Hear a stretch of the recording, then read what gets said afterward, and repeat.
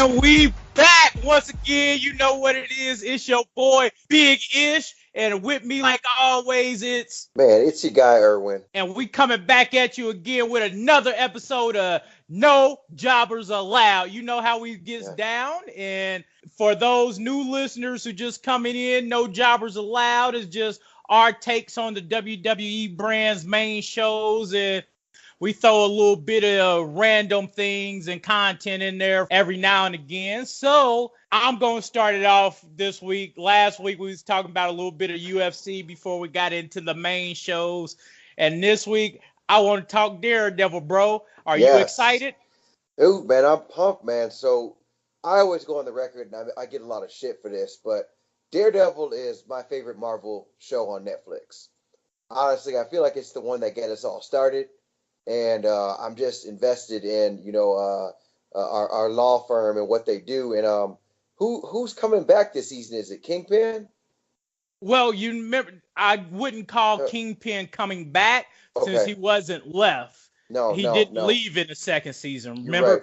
But so I already done watched the first two episodes, or I watched the first episode and I'm in the middle of the second before we started recording. So it's good, bro. It already started off good. And like you said, I do feel Daredevil is the best Marvel show, with Luke Cage coming in second. And then, of course, it has to be Jessica Jones in third, because they already canceled Iron Fist. Yeah, they canceled him after 2 seasons. And this season was pretty good. Season 2 was pretty good, bro. So I didn't get a chance to watch Iron Fist season 2 yet, but my top for the Marvel Netflix shows, I got to go Daredevil number 1. I got Luke Cage number 2. My number 3 is The Punisher, man. It was good. I'm going to watch the series again because it's been a long time, and I know he got to be coming up soon for his season 2. So I put him at, I still have him at 4. I did like Jessica Jones. Season 1 was really awesome writing. So if Punisher can follow up with a really good season 2, I will jump him to third place, because this season 2 of Jessica Jones didn't really do it for me. I don't know if you caught up on season 2 yet, bro. Not yet. I got through a couple episodes of season 2, but I'd probably have to go back and watch them again, just because it's probably been a couple months. But yeah, I've only gotten through a couple episodes. Basically, I don't like this Trish storyline they was doing in season 2. And the Jerry storyline they did in season 2. So it really, really, really knocked me out a little bit. So if Punisher season 2 is really, really good, then I'll bump him to 3. But yeah, it goes for me: Daredevil, Luke Cage, JJ, Punisher, and then of course Iron Fist to cancel, so I ain't even gonna put him in a mix no more. And I don't think they're gonna do another Defenders. No, they can't. I think they was only doing a 1 Defenders, but if they do Daughters of the Dragon with Misty and Colleen, I'll watch that though. Dude, I'm gonna say rest in peace, Iron Fist. You didn't have a great first outing. Second season, it redeemed you. But Marvel's killing it with the content, man. I'm just very impressed where they steadily have, a movie come out. Every single movie that comes out is always a hit and always really good. And they have their Netflix shows. I need DC to step it up, man. DC, well, you gotta get a new DC online content, because I think I might try it. Might do a trial just so I can check out that Titans. Do they have the animated shows? No, they got all that. They got all that, but they also doing new content. So they got a new original DC Teen Titans live action show that just started. So I might do a trial to see how I like it, because they got all the Batman animated series, and that was a joint. Like coming home after school, watching that in the afternoon. I ain't really mess with Superman like that. The Superman animated series was good, but Batman was better. You had Static Shock. You had Zeta, the little android, or the robot, whatever. Zeta, Batman Beyond, bro. Dude, I was just gonna say it. McGinnis was my guy, man. Terry McGinnis was my guy. Was dope. So DC has content if they use it right. And I think if they use more of the universe, because what Marvel did really well in regards to the Netflix shows, they gave you the ones that you thought, okay, that's interesting, but how well can they do this content? Are people going to care about the characters they choosing?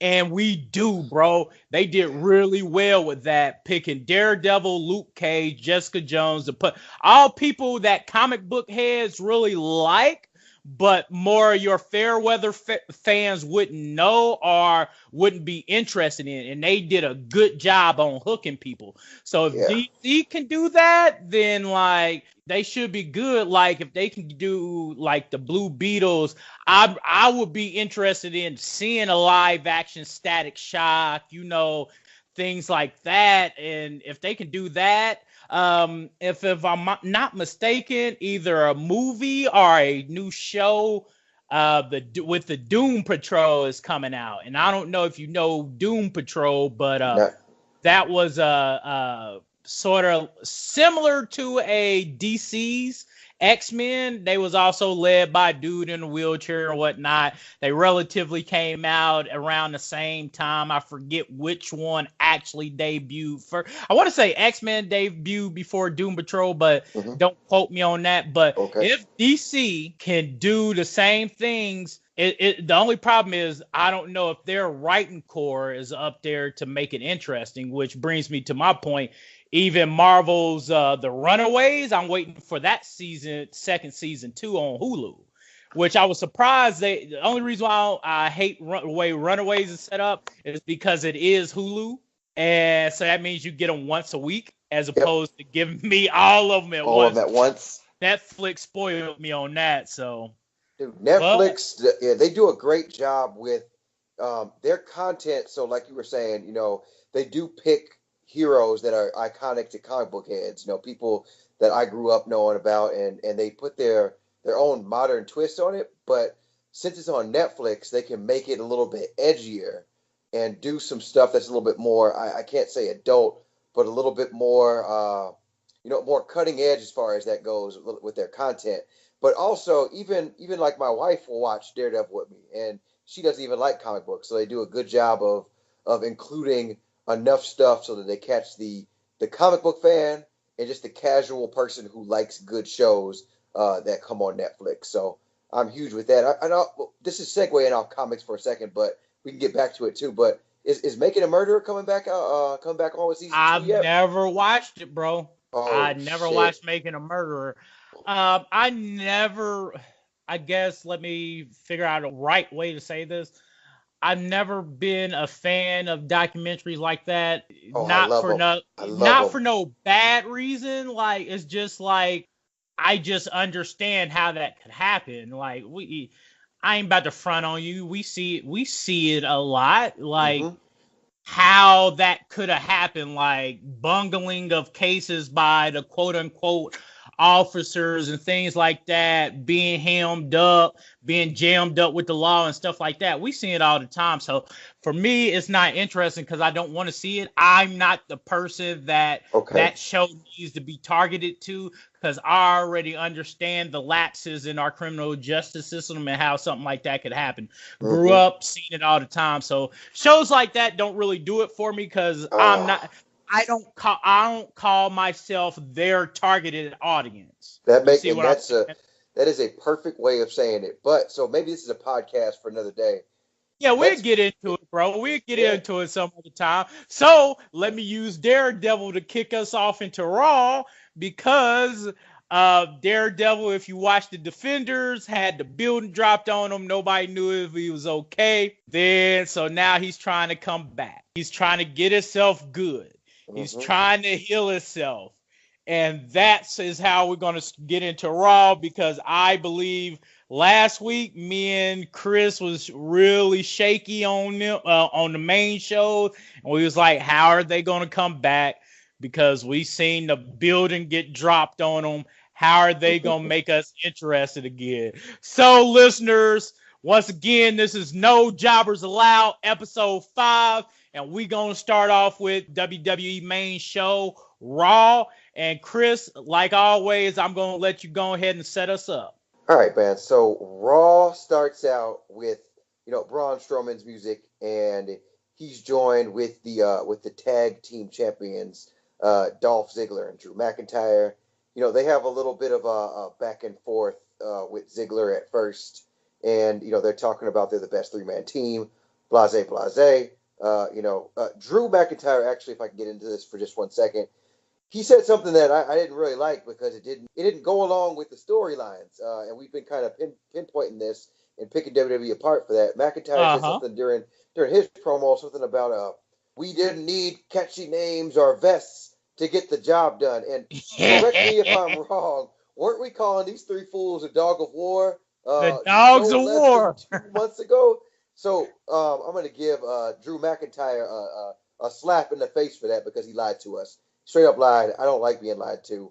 But, they go over what happened last week and goes on about how, they don't have any use for Ambrose, all this stuff. McIntyre says he's going to, compete WWE World Cup qualifying match, and then they get the Roman Reigns and Seth Rollins come out. They go back and forth. They say what they got to say. It's pretty much a lot of the same stuff that we've seen before. And then we go into a WWE World Cup qualifying match, Seth Rollins against Drew McIntyre, which I thought, was fantastic when you have those two because they're just really, really good in the ring. The only thing I didn't like about this one was that it ended in a count-out victory with Seth Rollins. And we know you hate count-out victory. I hate it. I need to see a winner. I don't like it. I don't like this 50-50 booking. He stomped him. Rollins curb stomped him on the outside. He made it back in at the count of 9. I'm not a huge fan of that. I love the match, except for that. What'd you think about our first segment, Ishmael? I thought it was pretty good. One of my favorite parts was some of their transitions.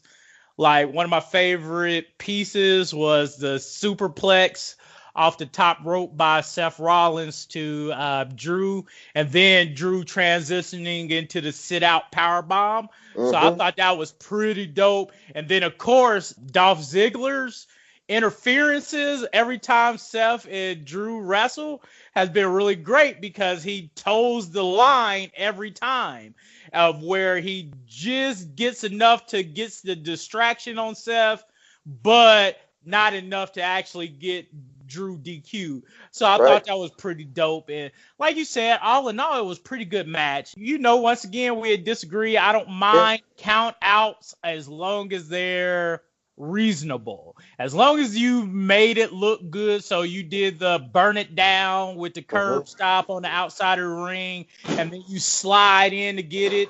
But let's talk about the Dean Ambrose too. Coming down and jumping on Ziggler. Right. So, he came down, he jumped on him. And the best thing, even after the match, Ambrose and Rollins, they stood tall. I kind of like this teasing of, Dean Ambrose. Is he with the Shield? Is he not with the Shield? Is he going to betray him? Is he not going to betray him? I feel that eventually, in the end, we're going to get a split with Dean Ambrose turning. I don't know if he's going to turn heel or if he's going to turn face. I'm just not really sure, or if he's going to, turn from face to heel. But I'd like that portion of it with adding Dean Ambrose to it. What did you think about it? For me, bro, I've been talking about it the last few episodes. Just drawing it out too long for me. Go ahead and make the decision. Quit trying to wait the perfect time to do the turn or prove he's not going to turn, because it's just getting old for me is all. I don't like it, but and that sets up our match for later. Yeah, we'll get into that a little bit more on that Dean Ambrose and his own World Cup qualifier, and then in the main event anyway. So let's go ahead and continue on after this. Because Seth beats Drew to get position in the World Cup. So we go from there. So Seth is now in the World Cup coming up, Crown Jewel. he's in there, which would add, it's going to add a lot of great athleticism to some of those matches with some of those older people or older era superstars. So from there we get, Bella Twins are walking around backstage looking paranoid. Then they show Trish Stratus and Lita backstage talking. Bayley shows up, hugs them. Then they do another promo backstage with the Shields walking around, and Seth Rollins and Dean Ambrose, they talk, and Ambrose says he has his own stuff to worry about. Don't worry about it. That they're still teasing that a little bit. So they're still going with that. Then we get they're plugging in Crown Jewel a little bit more. Then after that we get a vignette from the Brothers of Destruction. They do their normal rest in peace, respect, all that kind of stuff. Hyping up about their match for Crown Jewel, which I like. Anything with Kane and The Undertaker hyping up Crown Jewel or hyping up anything they're doing, that quenches my little thirst for nostalgia. So I like it a lot. It looks like we both agree on that. Yeah, so then we had this a weird match, and I'm going to explain to you why I think it's weird. We had Ember Moon and Nia Jax teaming up against Dana Brooke and Tamina Snuka, and don't get me wrong, I feel like the last time we saw Tamina, she was on SmackDown, and she was teaming with Lana, or it just didn't make any sense to me. They just kind of had her come out. She's all of a sudden teaming with Dana Brooke, and she's returning. They had a match, again, seemed like a jobber match with, the veteran Tamina and Dana Brooke losing to this newly formed team of Nia Jax and Ember Moon. What did you think about this? Did you think that was kind of weird? Bro, I did not see this in the replay because, like I was talking about earlier, or telling you off the pod earlier, I was on a business trip, so I was out to dinner for about the first hour of Raw. So by the time I made it back to my hotel and turned it on, I don't think I caught this match because I don't see it on the replay. I don't think I've seen it on the replay. Yeah, man, it's. Again, they're trying to give women more storylines, more stuff. I'm just not a huge fan of this right now, just with these people. They just haven't properly built up any of these superstars. And this is coming, Nia Jax was just in a championship match at WrestleMania. And now we've gone from championship match at WrestleMania to me actually not really caring about her. So that kind of makes it sad on my part. But again, we'll move on. We got... what I think is one of my favorite segments of the week, where we had Ronda Rousey. I actually made it back to my hotel, and that was one of the first things I caught. Because of course I watched the replay twice, the Raw replay on Hulu, but actually seeing this live was awesome. The only thing I didn't like, so you can tell me if I'm wrong after I'm done. The content of the promo or the talking was good. The content was good. The delivery was so-so. And I'm talking about both the Bella Twins and Ronda. The delivery needs work. And so I'm cutting Ronda slack, but not the Bella Twins. Y'all been in this game for too long to give an iffy promo like that, knowing how incendiary Ronda's side was going to be. Y'all could have did a real better job of y'all delivery to make me feel it a little bit more. And just kudos to Ronda, because this, I would say, is one of her bigger talking moments, not her only or first, but it's one of her bigger moments. So especially since she called him out. The John Cena line. Fire. Well, first, before we even get to that part, I think Ronda, whoever wrote this for her, had a bone to pick with the Bellas, because killed him. Because she was talking some real stuff, bro. Saying y'all are pale imitations of y'all or of y'all husbands and boyfriends. Man. Y'all dilute they moveset. Dude, she was coming. Because y'all are telling nothing but the truth right now. The yes kicks, horrible, and we've seen what happens when when they aren't properly done correctly, once again, like always, we do like almost every episode. Shout out to Liv Morgan, and always and forever get better, even though you are good now, but stay better, get better. But yeah, I thought whoever wrote this for Ronda really did have a bone to pick with the Bellas by letting some of that seep in. And then, like I said, bro, the John Cena line, the only door you kicked was to John Cena's bedroom, and then he threw you out of it. Like, if Ronda, like, that was so cold, and I enjoyed it. The only thing that would have made it better is if her personality really jumped out through it more. That's the only thing I saw bad. That's it. Good from Ronda's end. That's the only critique I would have, is if like she could have delivered her lines just a little bit better, like had more filling in them instead of like a teleprompter reading almost. It was more like she was reading off the teleprompter as opposed to like really filling the lines she was saying.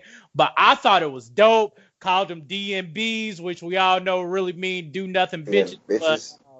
But DMBs do nothing Bellas. If she would have delivered that with more passion, she would have got all 100% from me.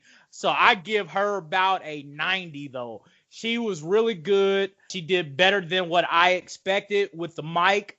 So I thought it was really dope. On the Bella side, I just thought they could have delivered a little bit better. And like always, run down on them like I tweeted Monday. Quit all this talking now, Ronda. Run down on them right now. But that's my take. So you can tell me if you're wrong. Tell me your feelings, bro. So I agree with lots of your points. And this is going to harken back to something that I think is one of the problems with the WWE and getting their stars over. It is scripted promos. Like, if you give anybody a script to follow, and this isn't Denzel Washington. This isn't Halle Berry. These aren't, classically trained actors. These are just, athletes who are supposed to tell a story in the ring and then do promos. And if you script everything out for them, it comes off like this. But the way that she delivered some of those lines, no matter how she said them, throwing you out after the only door you've knocked down, there's nothing that's going to hit harder than that. So I really, really liked it. I feel but then she said something like, I'm going to eviscerate you like smallpox.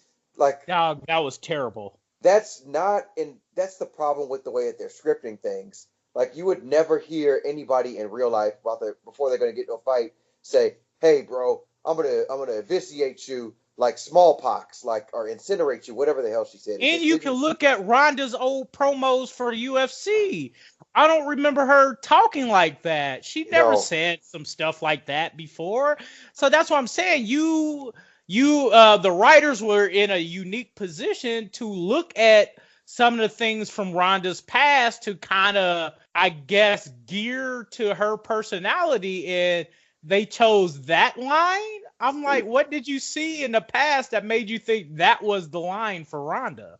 And again, man, scripted promos, even go back and watch some of the, the Attitude Era.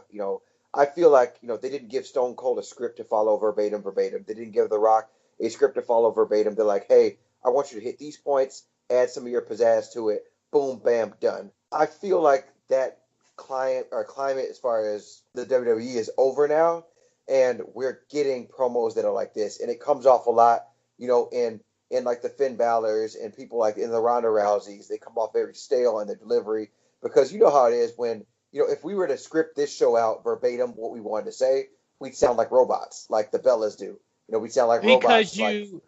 Because what they fall into, in my opinion, is what's safe enough. Yes. You can tell, like the John Cena line, that's not PG era. No. That's more your attitude and ruthless aggression era.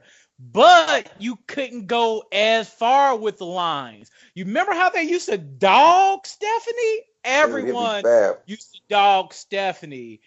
But you can't do that anymore. So the fact that you were going to take a shot with that on that personal relationship was cool, but you gotta be all in or you gotta be all out. You can't throw that in there and then not follow up or follow up with something like the smallpox line. It's just be all the way or don't. I agree. You either gonna be the Bella's PG delivery or you gonna be the Ronda Rousey and let her get it in. Let her fill it out and be herself. So I want to throw in a plug to one of my favorite follows on Twitter right now, 90s WWF. There's a Twitter handle that posts a lot of things from the 90s WWF. And they had one tweet a while back about The Rock cutting promos.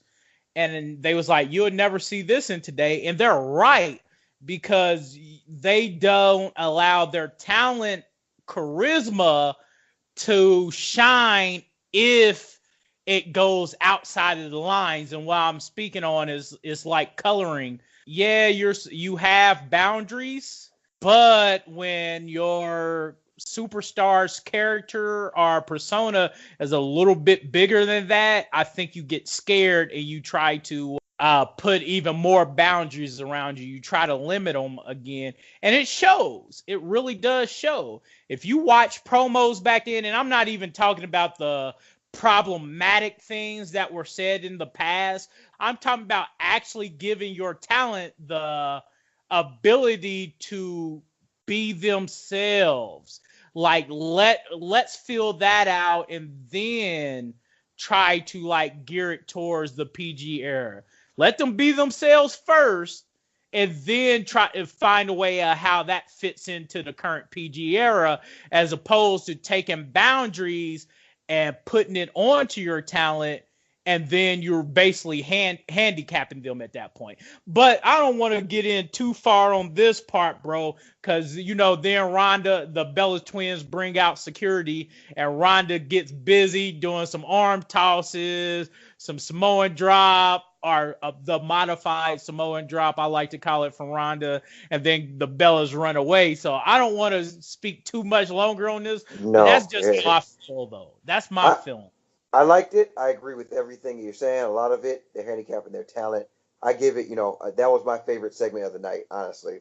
So then we segue to, a backstage segment where, Kurt Angle's backstage with Bobby Roode and Chad Gable, and he has like a Hawaiian shirt on, and then, Gable leave, and then that no way Jose guy dances. It's just a whole bunch of Wait. One side note: do you believe No Way Jose is basically trying to be this era's Carlito Cool? No. I think he's more along the lines of Adam Rose.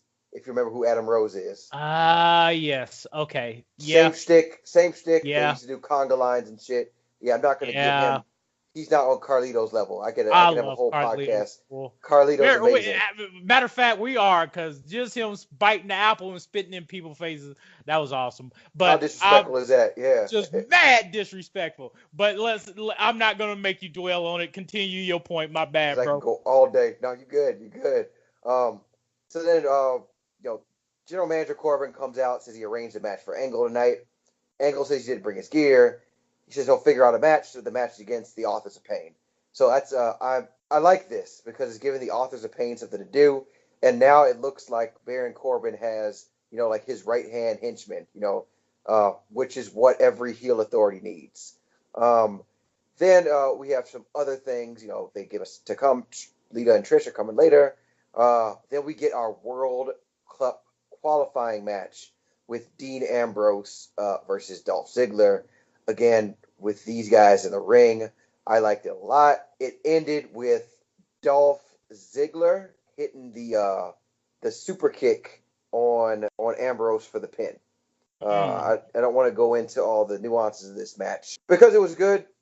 It was good. Drew McIntyre ran down, Seth Rollins ran down. They brawl on the floor. Ambrose leaped on top of him. It was this typical stuff that we've been seeing lately from these three. Yeah, and more teasing of the dissension because, of course, Dean had the chance to win the match, but he chose to help out Seth on the outside. And then, of course, because of that, he rolls back in the ring and get caught with the super kick. So because of helping Seth Rollins, Dean Ambrose loses out on another chance to prove how good he is.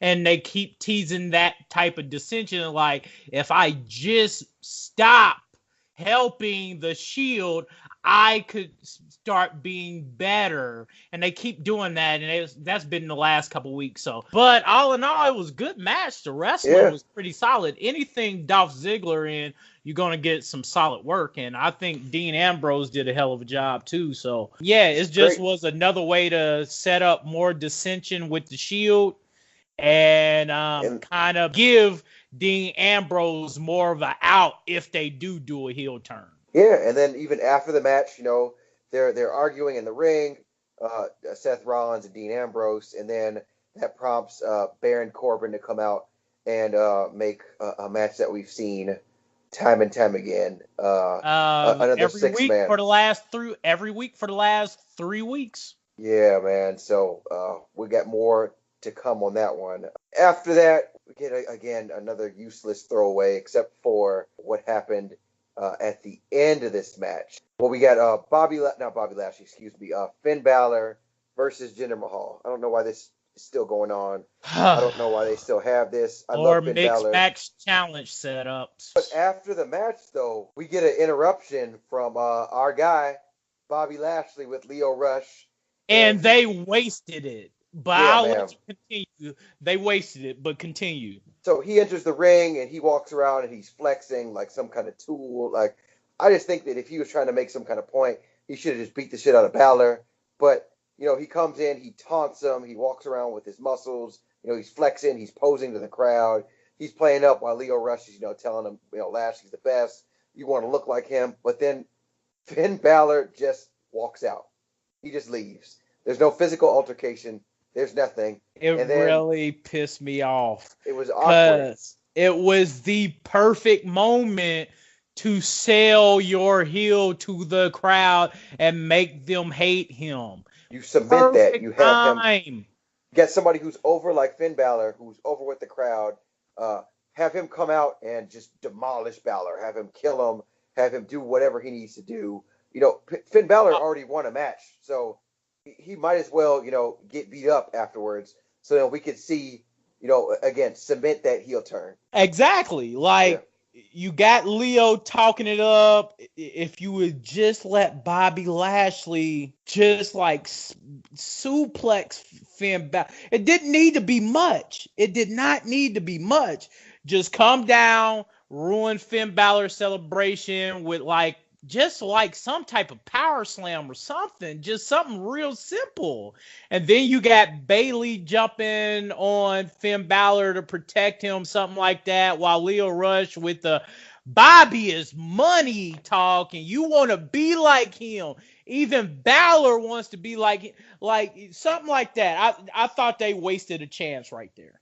I'm not a fan, and it is what it is with that at that point, but then we get a match between Tyler Breeze, somebody who I haven't seen on Raw, actually. Like, I've seen him on NXT and everything, but we get Tyler Breeze was when they was teasing Dean Ambrose comeback. He had some good work then because he was trying to assimilate into the Shield until Dean came back. They wouldn't let him in, but he was pretty good. I like Tyler Breeze, and mainly because I like him because of Up, Down, Down, Austin Creed, or Xavier Woods' YouTube channel. Tyler Breeze is on there a lot. I think he's pretty funny and cool. So I like Tyler. He's good. Well, I wish they would. Your boy got squashed, man. Your boy got the jobber treatment this week. He did. He did. He got his ass beat.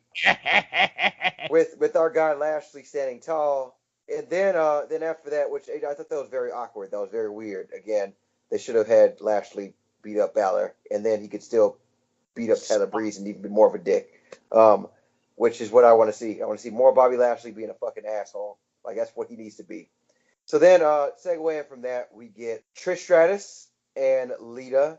They come out and they're plugging their match for Evolution. And then as they're talking, we get Alexa Bliss and Mickey James. They come out and they mock the Hall of Famers. They talk about how long they've been away from the ring, all this kind of stuff. Just more to elevate their match. I thought Alexa Bliss was actually pretty funny in this one. The back and forth between the two was good. It just added more hype to their match. I enjoyed this. What did you think about this segment? I thought it was all right. I don't have much to say about it, obviously, because next week we're gonna get the match. So I felt like WWE didn't waste the opportunity, because it's 1 week away. So this is not the time you try to do anything like that wise with the match itself. I guess it should have happened a couple weeks, or not a couple weeks ago, but I think last week when Lita came out. That's when they should have did like a warm up match or something like that. So I ain't got much to say about it. I thought it was good. It was good all around. Shout out to Alexa. I felt like Alexa carried that promo. Oh, definitely. She really carried that. And I don't know, listeners. I don't know, but this Canadian accent thing is really bothering me now that I realize everyone keeps telling me I'm crazy because they always heard it from Trish Stratus. I don't know what's the matter with me then, because I don't ever remember her sounding like this. So, side note, the NJA podcast does not discriminate. We love Canadians. Yes, I'm just saying, I don't remember hearing her accent growing up. That's the only thing I'm saying is I feel like I'm going so crazy because everyone who I know who likes wrestling as long as I have said, bro, you're insane. She's always spoke with a Canadian accent. And I feel like an idiot because I never heard it. But go ahead, let's continue. Shout out Amy Dumas, my hardcore queen Lita. She know I got love for her. All right. Sweet. So then we get, that match that was advertised with, the Authors of Pain versus Kurt Angle, but it's actually the Conquistador in the ring. The Authors of Pain run through the Conquistador, who we think is Kurt Angle. After the match, they're all standing tall, all this stuff. They unmask the Conquistador, and it's not Kurt Angle. Kurt Angle appears on the stage to give Baron Corbin an angle slam, which is, again, it's the American hero, the traditional face, putting a one-upping the dastardly heel authority figure. So I really like that a lot. What did you think about it, Ish? Yeah. I did too, and I mean, it just is what it is. When you seen the Conquistador getting ran through like that, you knew it wasn't going to be Kurt Angle. Yep. So, of course, they unmasked the Conquistador, and it's some random guy, and then you see Kurt Angle hit him with the angle slam, and I thought it was just perfect, and because he was still in his Hawaiian shirt and all that. So I thought that was pretty good. It was interesting, as nice little quick filler to keep you interested in Kurt Angle and setting him up for the Crown Jewel match the World Cup tournament at Crown Jewel. So I thought that was pretty cool. So I don't think we can get more out of this segment. So let's go ahead and move on again. So then next we got Natalya versus Ruby Riot, man. And you know what it is, bro. Riot Squad. So, and then they've been doing stuff backstage. They've been mocking Natalya and mocking Bayley and doing all this stuff. So the Riot Squad comes out. But then Natalya comes out. She has her microphone. She says she's not coming without backup. She's joined with Bayley. And then Sasha Banks comes out also. And they all head to the ring. They have a match. All right. So first, another side note. So we could kind of piggyback to Daredevil. I thought Sasha was dead. Pretty much thought she was dead for this year because we haven't seen anything out of her after her injury. I forget when it was, but she just popped up out of nowhere. She's really the Matt Murdock of this because I thought she was donezo. And then she came back out and they had and used her pretty well. I like that she looked like she didn't miss a beat, and I thought it was pretty good. So that match, I got undying love for the Riot Squad, and Ruby Riot is my favorite. So this was a pretty good match with her and Natalya. What you think about the actual match, bro? Dude, I did not like it again, and this is maybe me being a curmudgeon, an old man, an angry person, but it ended with a disqualification, man. You know, remember Natalya had the sharpshooter, and then Sarah Logan runs in and hits her, and they all brawl, and I'm like, why did they have this? Why have the match if it's going to be a disqualification? Like, why have this? It did nothing to me, or for me. But again, you know, the Riot Squad, they fight with, you know, Natalya and Bayley and Sasha. And, you know, I think this is going to set up maybe a 6-man or 6-woman, excuse me, at Evolution. But, well, I mean, you know, what's the other reason to have the match? I mean, the standings didn't mean anything. It's not like the winner of the match was going to become a #1 contender.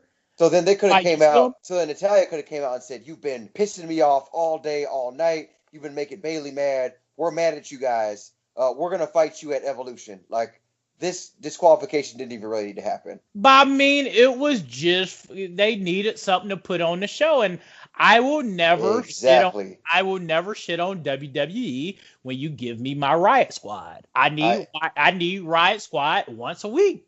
So, I mean, that's what it felt like. So, again, you said it perfectly. It was just something to put on the show, which means, you know, when we were talking about the other segments, it was on the show for a reason, and this one just kind of put on the show. It's just like you needed some filler. I will say that. You needed some filler. If you just went through all the Riot Squad, or excuse me, if you just went through all the Crown Jewel and Evolution setup, the show would be over within an hour and a half. You got 3 hours to fill on Raw. Well, you could make this filler mean something. Like, they could have had this where it did not end in a DQ and it didn't just end in chaos as far as this goes. But, you know, we don't need to harp on this anymore. Ish feels his way about it. I feel my way about it. All right, let's go ahead and hit the last. I think, are we at the main event, or was there something else I'm missing? We get an Elias promo. Elias stick. Yep. And the person who interrupts him this week is actually Apollo, which I think is really, really nice because we haven't seen much of Apollo since hasn't been with Titus worldwide. It's given Apollo something to do. I think him and Elias together is going to make for some good matches. It's going to be entertaining like Elias always is. Yeah. So, that was some good work. He interrupted him, posed in the corner. I'm excited for what we have to see. And then this brings us to the main event, and I really don't think, we've seen this before. Well, let's not gloss over the Apollo too quickly, because I think he really deserves a shot to elevate to mid card. I think he deserves his chance to elevate to mid card because, I mean, from what I've seen and remember about Apollo, he's great in the ring. He got a little mouthpiece on him. He can talk about himself. He can talk himself up. He's your agile big man. He's your agile big man. He does flips. Yep. He does all that kind of high flying stuff. You're a high flying big man. So again, I didn't mean to gloss over it, but I'm excited for it. But I mean, he held his own with Elias on the mic. It was like, well, everyone else comes out here and interrupt you. I figured it was my turn. So, like, he can hold his own on the mic. So, I'm really excited about if WWE continues with this little slight, not a push, but a little slight elevation from low to mid card, if they do it that way. Yeah, I'm excited for it. I like it. This is the kind of filler that I love. It means something. It's going somewhere. All right. So with the main event, we saw our typical great match from the Shield going against the Dogs of War. I'm sorry, not the Dogs of War. Braun Strowman, Dolph Ziggler, and Drew McIntyre. Because they don't need funny names and vests. No, they don't need any of that, man. And since they didn't have their funny name, they got triple power bombed, or Ziggler got triple power bombed, got the pin. At the end of the match, it was actually pretty cool. It showed, I think this is the split of the of that faction because, bro, like that was my favorite part of the night. Braun laid his hands on Ziggler, gave him a power slam, but then he turned around to a huge Claymore kick from Drew McIntyre. And let's not gloss over this one either. Drew McIntyre is a big, ass dude. That's a big guy. You know, he's sitting next to Braun Strowman. You know, he doesn't look as big, but him getting up there, he had to jump, kick this big dude all the way in his face, and it left with with Drew and Strowman staring at each other as Raw went off the air. What do you think about it? Man, I thought that was incredible because Braun as big the monster among men is going to attack Ziggler. And remember last week Drew told him when he was about to attack Ziggler last week, hey, do that to me and see what happens.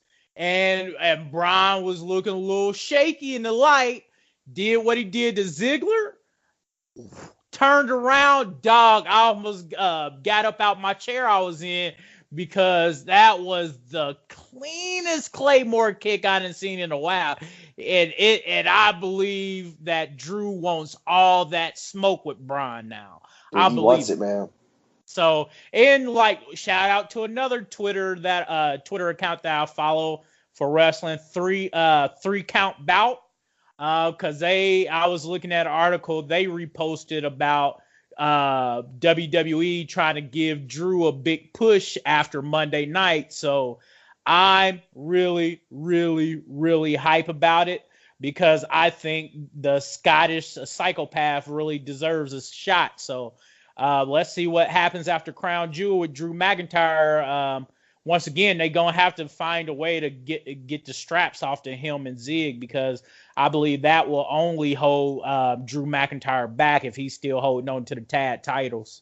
Yep, I agree. And as we've seen, the tag team scene in WWE has been absolutely abysmal.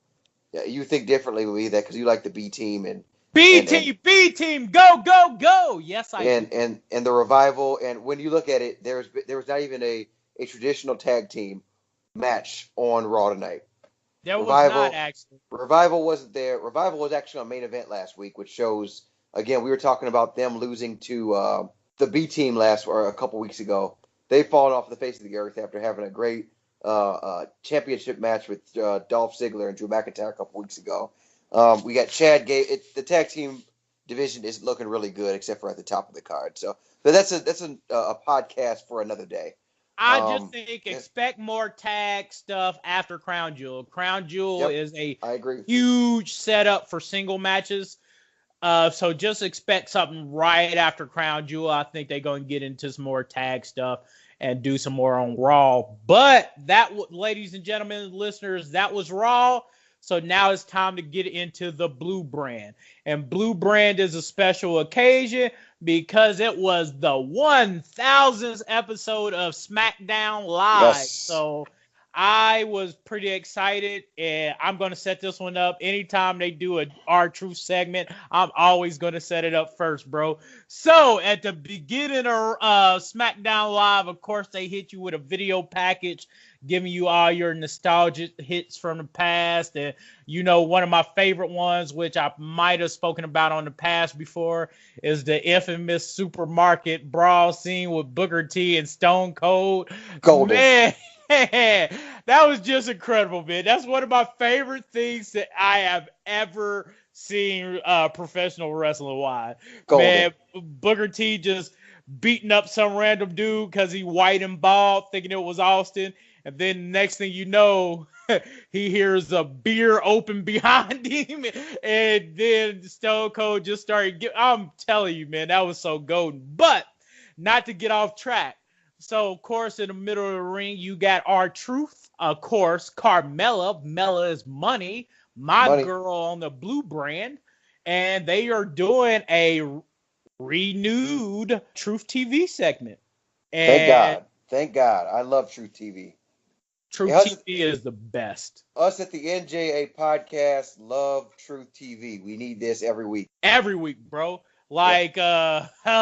Because it was just so good. So, of course, a special guest was none other than the woman herself, Stephanie McMahon. And, of course, she's the Raw general manager. So, while she coming out on the 1000th episode is beyond me, or at least after they finished the segment, it all played together really well. So because she was the first ever general manager at SmackDown. But that's what I'm saying. It played really well once you get into the rest of the segment, because the crowd booing her, and then of course here comes the money. Shane O'Mac comes out, and of course he get a huge pop, actually, a really, really huge pop from the crowd. And then, of course, they do their sibling rivalry antics and whatnot. And, of course, the big man comes out himself, Vince McMahon, to settle down his kids. And in the surprising turn of events, what he do? He tells them to go ahead and do a dance break, bro. That had me cracking up that Vince McMahon himself had R-Truth go into their dance break. So what you think about that? Classic WWE. I liked it a lot. Again, once you have Truth TV, that's always going to get a thumbs up for me as far as that goes. And adding the McMahons there, they didn't overstay their welcome. They didn't do too much because, as we know, we've seen a lot of, SmackDown starting off with a McMahon promo. So that was actually comedic gold. I loved it. I'm giving that 2 thumbs up on that one. I loved it a lot. Yeah, anything with R-Truth, a.k.a. Ron Killings, I'm always down for, because, like I said, I used to love him growing up. And then, of course, he went and did his TNA thing and then came back. I'm really glad they starting to find use of him a little bit more. Saying, bro, is I thought the R-Truth and Carmella pairing was really good. Didn't expect it, but y'all better had done something after that weird storyline y'all had with R-Truth and Carmella. So we talked about that. I'll go ahead and let you set up the next segment. I always just got to set up my R-Truth. Yeah. That's your thing. That's what we do here on the NJA podcast. Big Ish always takes Truth TV. It's just known. So then next we get AJ Styles and Daniel Bryan versus the Usos, which again, it's your classic two-face competitors who are going to actually face each other at at a pay-per-view, going up against an already cemented tag team. This is a very, very good match. Very athletic. Good to see the Usos out there kicking people and doing what they do best. Very good match. I would say go back and watch it. I don't really want to describe it to you guys just because it's so good. You need to go watch it for TV. But this ended with Daniel Bryan ends up forearming AJ. Oh, no, he runs into a forearm from AJ, and then they get a super kick, and the Usos pin Daniel Bryan for the win. I liked it a lot. What did you think about that match? I thought it was really good. I had to apologize on Twitter because as soon as they came out, I said, well, I'm glad to see the Usos on SD1000, but since they're going against AJ and DB, I figured they were going to lose. So immediately after the match was over, I had to recant my tweet. But I was hyped they won.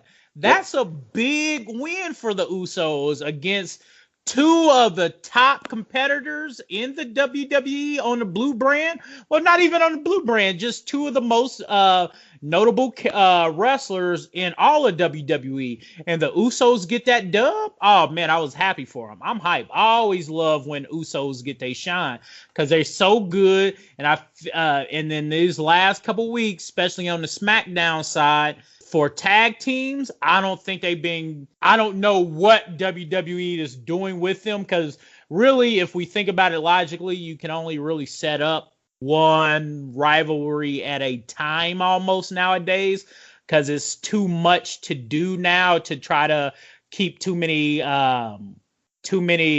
pokers in the fire, really.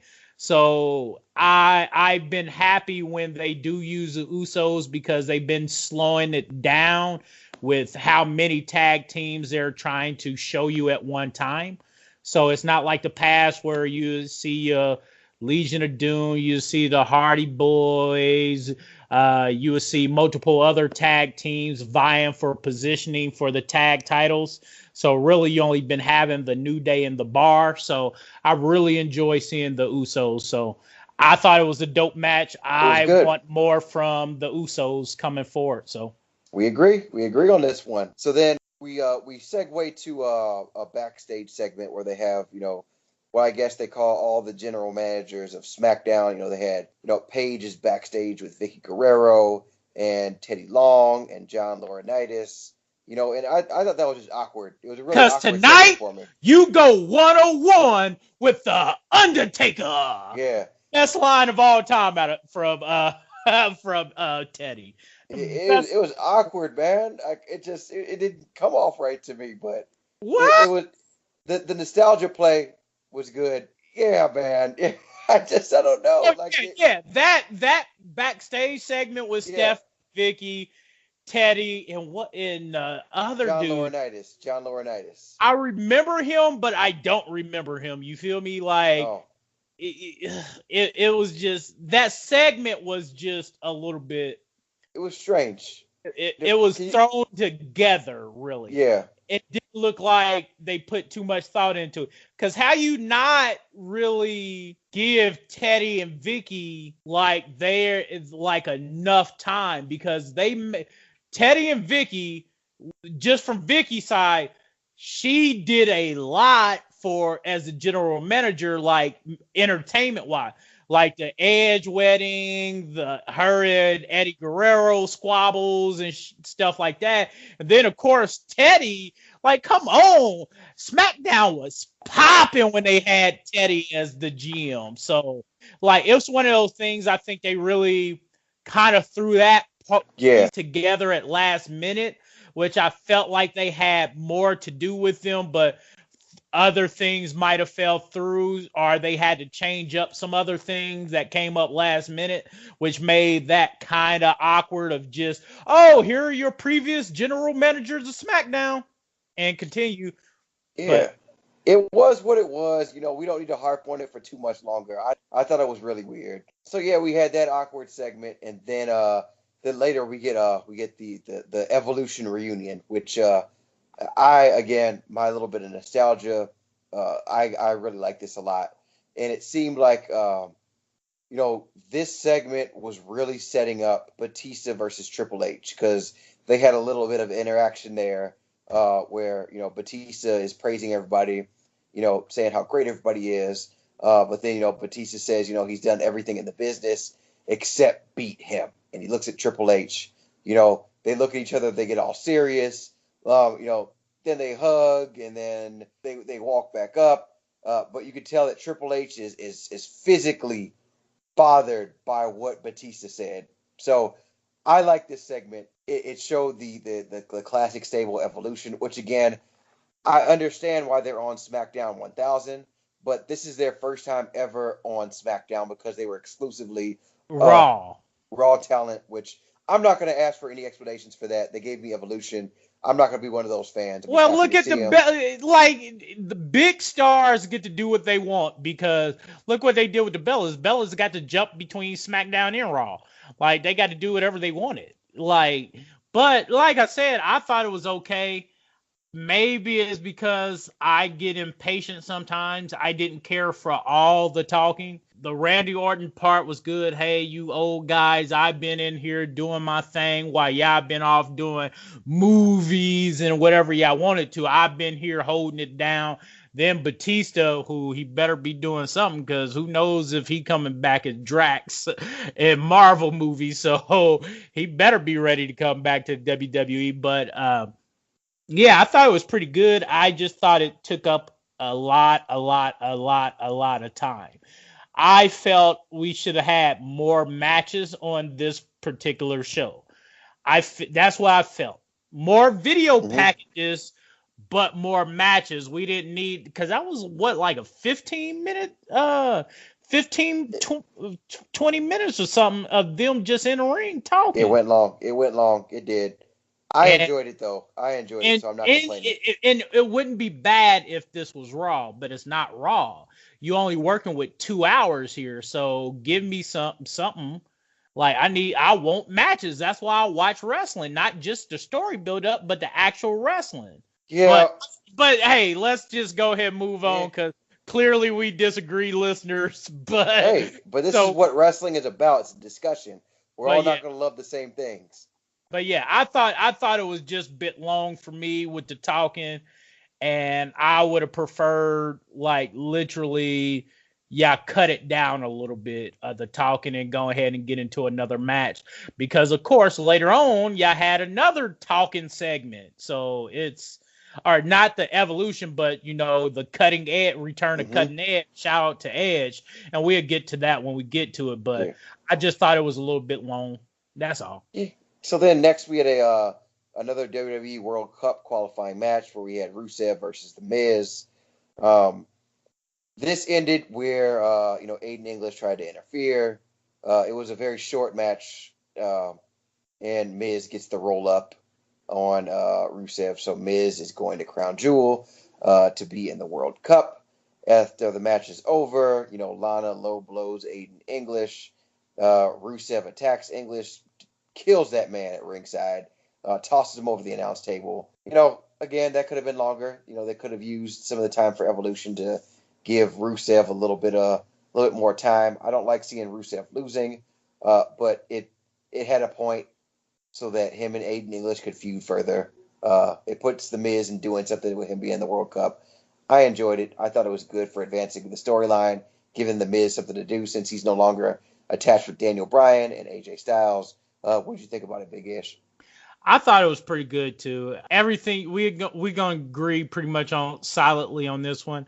It could have been done. That's why I wanted to make sure if the Evolution spot didn't run so long, you could have gave Rusev a little bit more time if you were gonna let him lose anyway, and then the Aiden English stuff to set up that feud a little bit longer. But I mean, shout out to Rusev on Twitter, because I looked at his tweet. He's like, well, all the competitors in the World Cup are American, so how is it a World Cup? Of course, shout out to, we'll get to Rey Mysterio when we get to it. But yeah, Rusev is kind of right with that, without that exception. Like, everyone is American in that World Cup tournament so far, so is it really a World Cup? It's WWE. It doesn't need to make sense all the time. Yeah. You're right, bro. Look at me trying to use logic here, but you're right. We can't use logic. We saw Mae Young give birth to a hand. Ever since then, if something doesn't make sense, I always refer back to that. Well, like, this doesn't make sense. Well, we saw somebody give birth to a hand. So, again, that was good. We'll see some good matches at Crown Jewel as far as all that stuff goes. And then back from the break after that, we get our segment, another talking segment with the Cutting Edge, And Edge came out. I really, really liked the way that they did this with Edge because, with Evolution, it seemed like, they were trying to, how should I say it, keep the shine on themselves, highlight themselves, highlight what they were doing. But Edge came out here and he had Becky Lynch, on his show, and he did nothing but put that shine on Becky Lynch, man. They had good back and forth banter.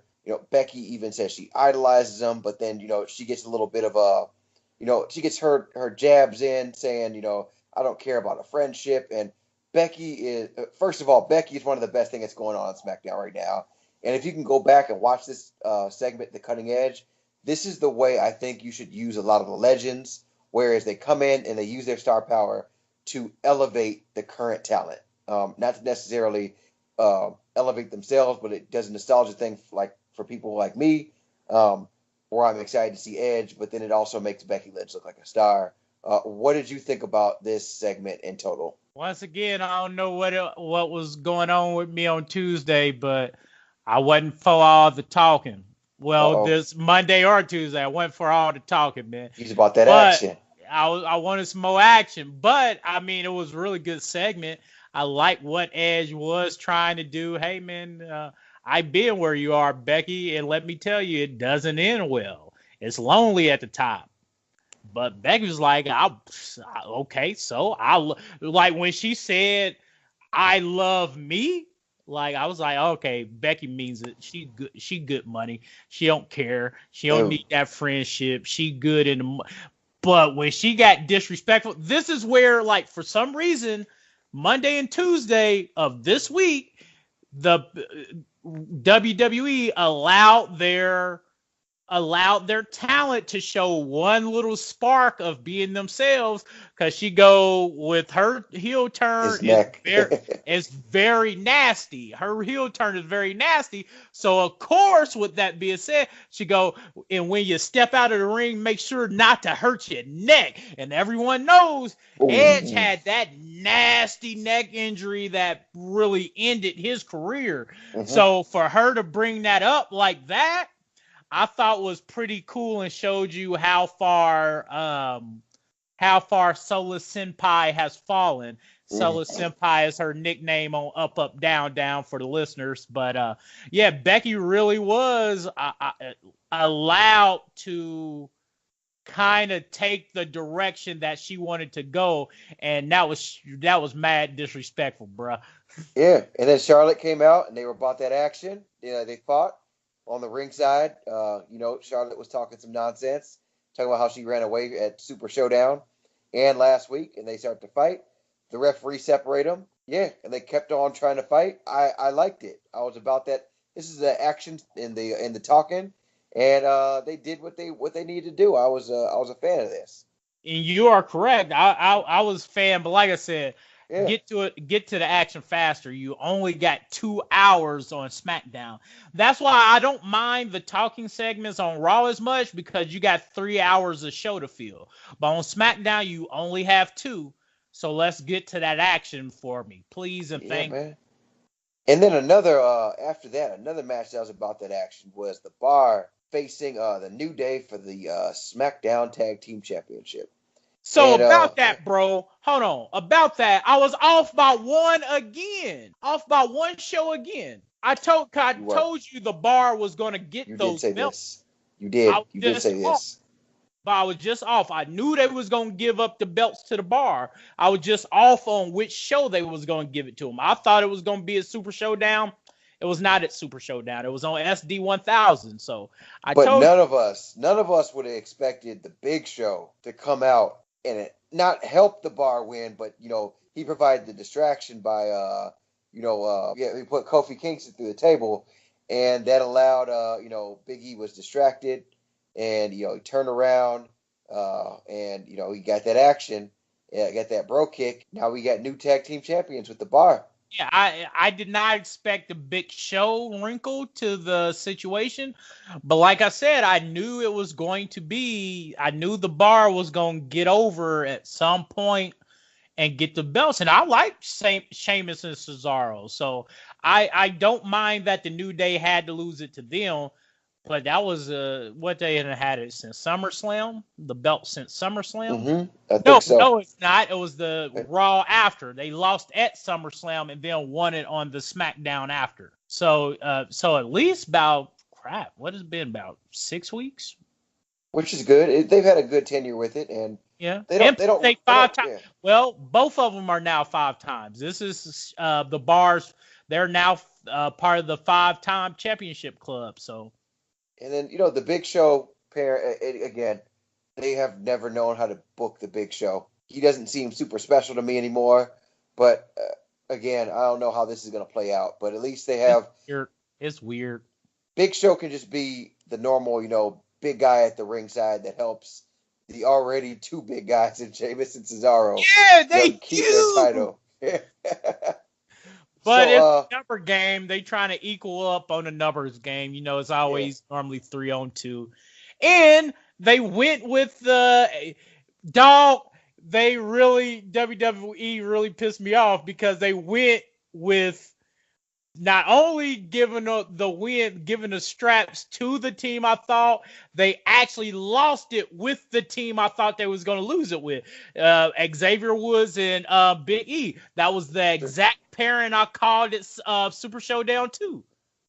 A little too late, Big Ish. A little too late. But you were right, though. You were right. Everything was right except the venue. Everything was right. I had everything set up except when. But you were right as far as it was at a big time show, SmackDown 1000. I'm going to give you credit for that one. You can see into the future, so you know what's up. Then we get a a pre-recorded video from John Cena. Talks about how he loves SmackDown, all this stuff. Started his career on the Blue brand, blase, blase. Final match we had was a World Cup qualifying match. Rey Mysterio versus Shinsuke Nakamura. Very good match. Both of them got their stuff in. They did whatever they needed to do.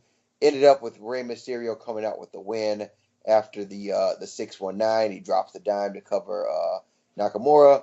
I like it. I'm a fan. I guess this is the one non-American in the World Cup.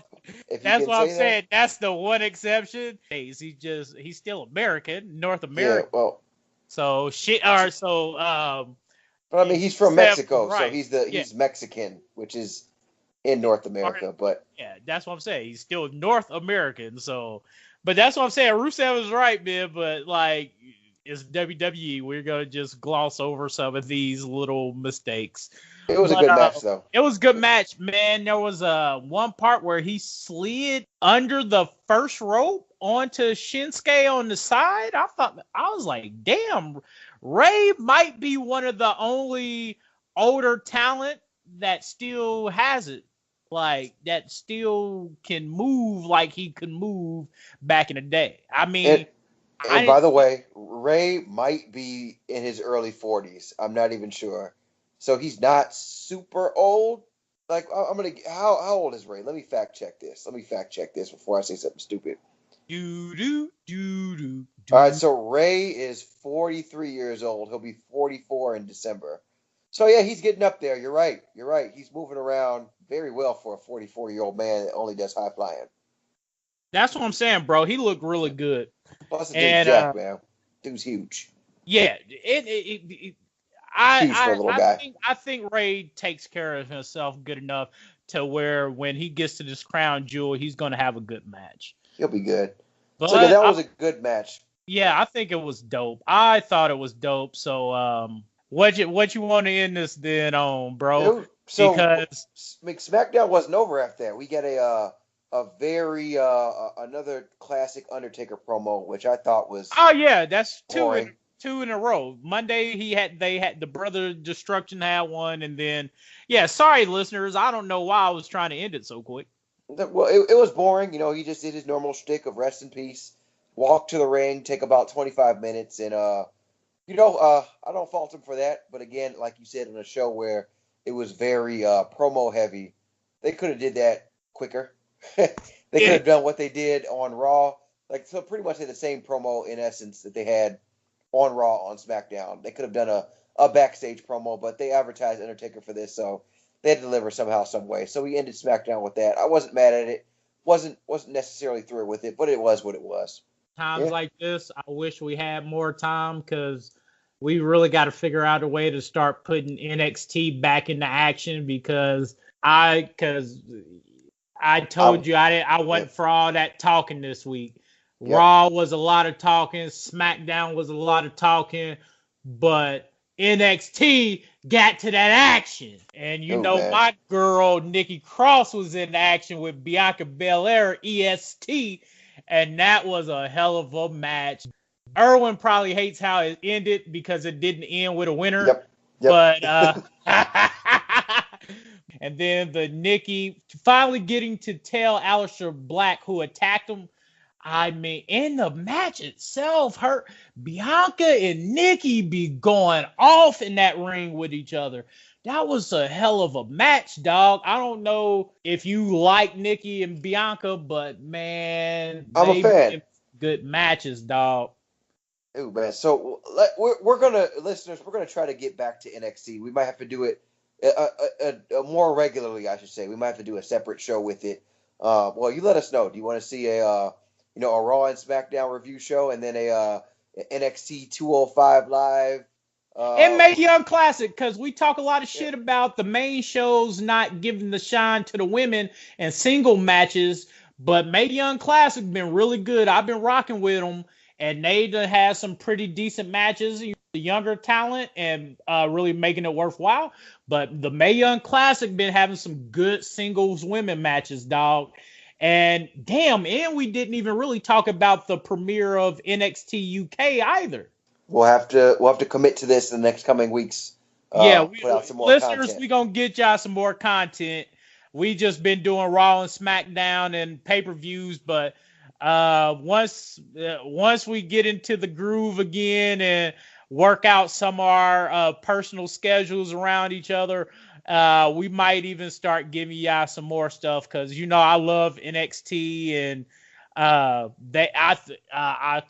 said it on Twitter, NXT is the WWE's best franchise right now. Do you agree or disagree?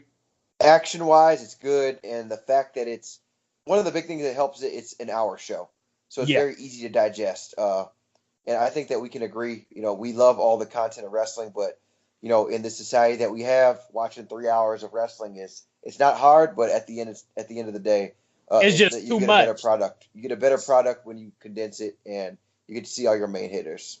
See, my thing is, even with the podcast, is the content isn't the hard part. It's giving you listeners the content. Like, digesting the wrestling content during the week is pretty easy. Like, I do it on my lunch break and stuff like that. Watch the stuff for you guys.